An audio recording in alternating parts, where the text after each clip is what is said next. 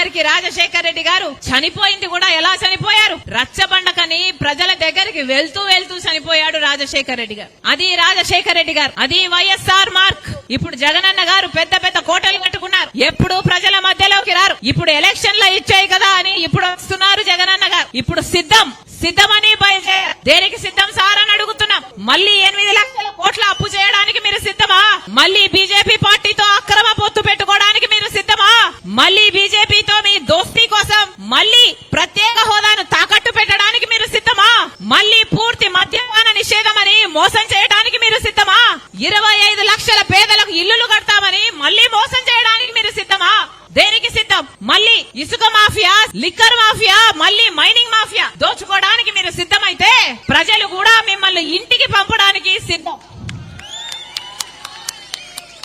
మళ్ళీ చెప్తున్నాం గత 10 సంవత్సరాలుగా బీజేపీ పార్టీ ఒక్కటంటే ఒక్క వాగ్దానం కూడా నిలబెట్టుకోలేదు. ప్రత్యేక హోదా అన్నది మన రాష్ట్రానికి సంజీవిని లాంటిది. 10 సంవత్సరాలైంది, కనీసం ఇప్పుడు మాట కూడా మాట్లాడడం లేదు. మొన్నటి వరకు జగనన్న గారు వాళ్ళకు మెజారిటీ తక్కువ వస్తే మేము డిమాండ్ చేసే వాళ్ళము అంటున్నారు. ఇప్పుడేమో వాళ్ళకి ఇప్పుడు 350 సీట్లు వస్తాయి, ఇప్పుడు డిమాండ్ చేసే పరిస్థితి కూడా ఉండదు అంటున్నారు. అంటే అసలు ఎలక్షన్లు కాకముందే బీజేపీ గెలిచేసినట్టు, చేతులు ఎత్తేసినట్టు, అసలు ఇంకా ప్రత్యేక హోదా ఎప్పుడూ రానట్టు మాట్లాడుతున్నారంటే ఇక వీళ్ళ నాయకులు వీళ్ళ తెచ్చేది ప్రత్యేక హోదా. అంతకు ముందు 5 సంవత్సరాలు చంద్రబాబు ముఖ్యమంత్రిగా ఉన్నారు. చేతనైందా చంద్రబాబు గారికి ప్రత్యేక హోదా తేవడం? ఇప్పుడు జగనన్న గారు 5 సంవత్సరాలుగా ముఖ్యమంత్రిగా ఉన్నారు. ఏం చేశారు? ఏం గాడిదలు కాశారు? ప్రజలకు ఏం సమాధానం చెప్తారు? ప్రజలు నమ్మి కదా మీకు ఓట్లేసింది. 5 సంవత్సరాలు అధికారంలో ఉండి ఒక్కసారంటే ఒక్కసారైనా ప్రత్యేక హోదా గురించి మాట్లాడారా? మాకు పోలవరం ఎందుకు కట్టడం లేదు అని మాట్లాడారా? మాకు కనీసం రాజధాని లేదే,